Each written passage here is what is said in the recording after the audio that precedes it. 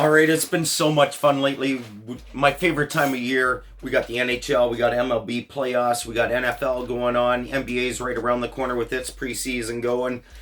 But a little NHL talk. Carolina won its first 5 games for the first time in their franchise's history. They're 5-0-1 now. Phil Kessel reached the 1,000-game mark playing in his 778th straight regular season game.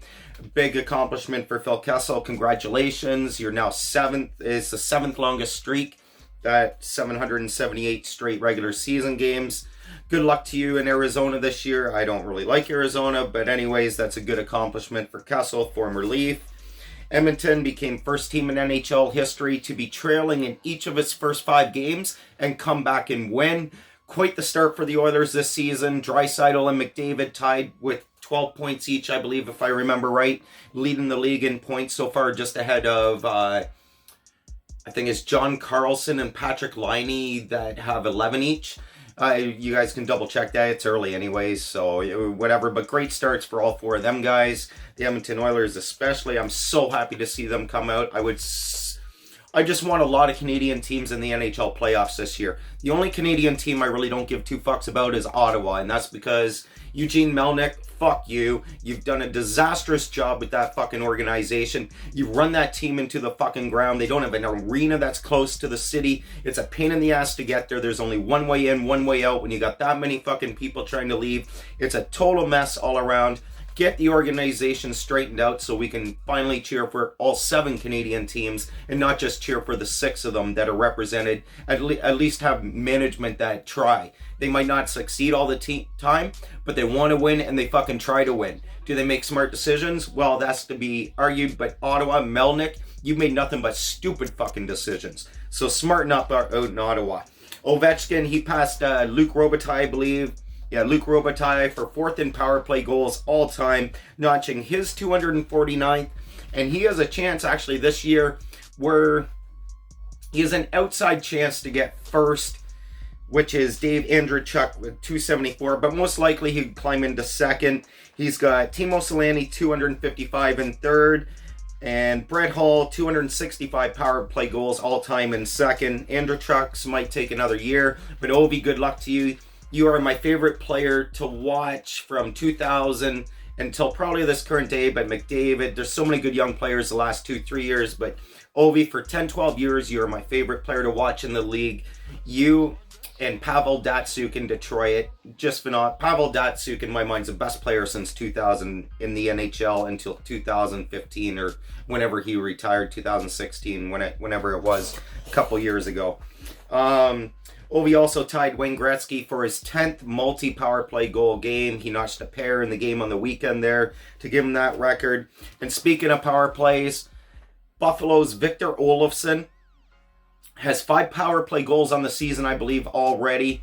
All 7 of his career goals so far have been on the power play. That's the first player ever to notch his first 7 career NHL goals, all with the man advantage. Buffalo is off to a hot start, surprising me, but not really surprising me, because if you think back to last year, didn't Buffalo win 10 games in a row in November and their final record was 5th worst in the NHL? A lot of young players. Have they really found themselves? Have they grown much this year? What did they learn from last year after that 10-game win streak and then going downhill from there and finishing so close to the bottom?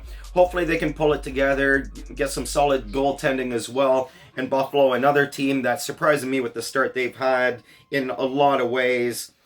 The Sabres are also one of only 2 teams, sorry, I had to double check that, not to lose in regulation, as they're 5-0-1. And the other team that hasn't lost in regulation is also perfect. They have 0 losses, 5-0-0 record, is the Colorado Avalanche. And wouldn't it be something, I know my fellow Leaf fans are going to hate me for saying this, but we saw Kessel Leaf win a cup in Pittsburgh. Last year, it was Bozak gone. What did Bozak do? Oh yeah, he won a cup with the St. Louis Blues. Could the Colorado Avalanche and Nazem Kadri win the Stanley Cup this year? Wouldn't that be something? It would fucking just... I don't think I would even be very mad. I think I could do nothing more than sit back and laugh, because it's just ridiculous, but I feel good for Kadri. My Leaf shirt, I got 2 of them. that aren't jerseys, and it's a Kadri and it's a Matthews. Marner is probably my favorite Leaf right now, but hey, so be it.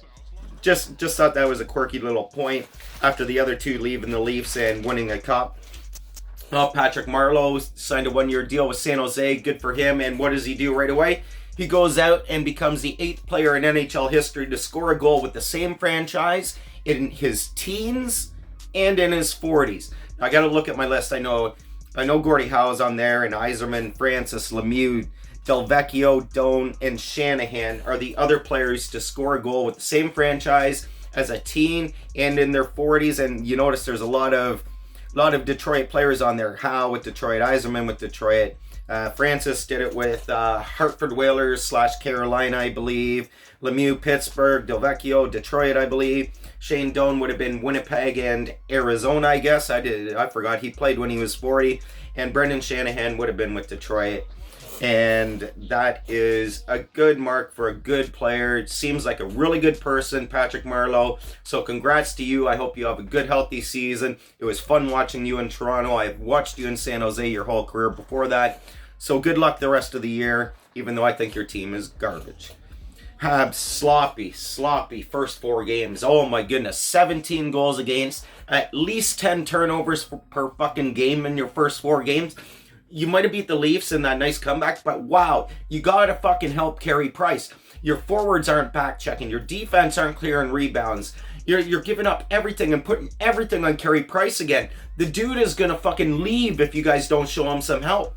The best goalie in hockey might leave one of the most storied franchises in hockey, just like fucking Patrick Waugh did years ago when he went to Colorado, and because you don't want to give him help. Like, how can you not figure this out? Everybody in fucking Canada, even in the fucking US, where hockey rates, but it doesn't rate as a top sport south of the border, everybody can see that Carey Price is your fucking team. You need to get him some help. You got a great young system, but you need to bring in a couple vets to straighten this shit out. Give Carey Price some help defensively, or your season's going to be lost. Calgary, Goudreau. Oh my goodness, that shootout winner on Saturday, that shootout goal he had on Saturday, was just a fucking phenomenal move. I loved it. No other point on that, I just loved it. It was one of my favorite goals of the year so far, even though it came in a shootout. Leafs, they snapped their 3-game losing streak with 2 wins in a row after last night's 4-2 win over Minnesota. Morgan Rielly tied Daryl Sittler's franchise record as a Leaf with 4 assists in 1 period.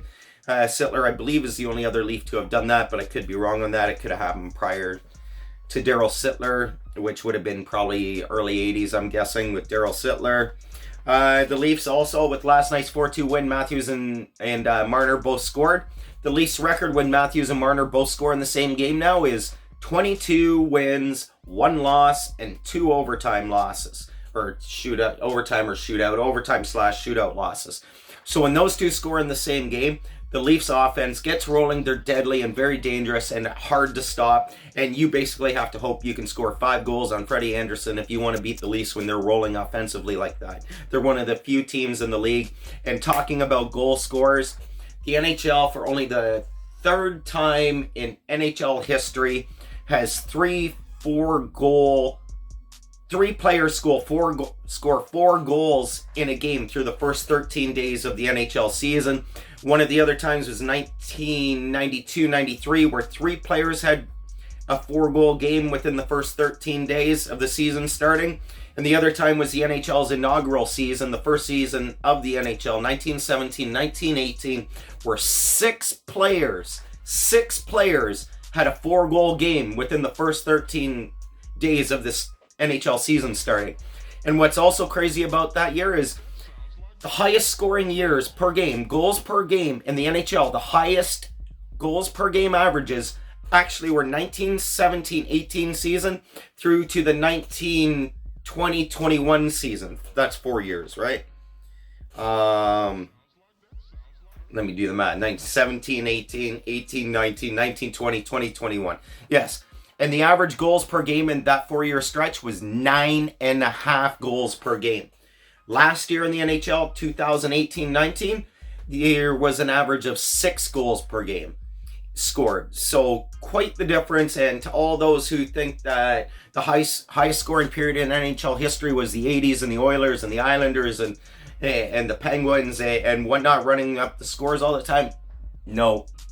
9.5 goals per game, 1917-18 season through 2021, the most goal production per game in NHL history. And that is my NHL talk for this week. I'll do another week review. I'm going to get more and more in depth as I get going. I'm in a busy stretch with my real job right now. I'm trying to work on a business plan and a marketing plan, and I got 3 kids. So things are a little hectic right now, but I'll be getting out more detailed talk, a lot more stats, a lot more fun, and a lot more info as I get going down the road here. Peace.